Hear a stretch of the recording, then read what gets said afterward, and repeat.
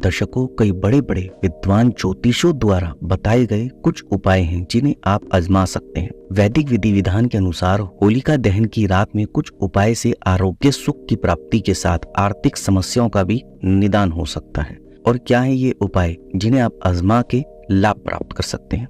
जैसे कि घर के सभी सदस्यों को सरसों का उपटन बनाकर पूरे शरीर पर मालिश करना चाहिए।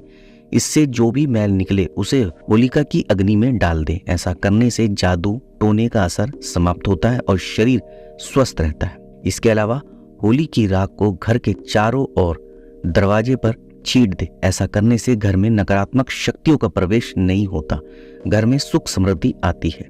इसके अलावा जौ, अरसी, कुश को गाय के गोबर में मिलाकर छोटा उपला बना ले। इसे घर के मुख्य दरवाजे पर लटका दे। ऐसा करने से बुरी शक्तियां, नजर दोष, टोने टोटके से घर और घर में रहने वाले लोग सुरक्षित रहते हैं। इसके अलावा जलती हुई होलिका की अग्नि के चारों ओर हाथ जोड़कर 3 परिक्रमा करनी चाहिए। ऐसा करने से रोग दूर होता है। इसके अलावा होलिका दहन के बाद बची हुई राख को माथे पर लगाएं। इसे लगाने का सही तरीका है बाईं ओर से दाईं और 3 रेखा खींचे।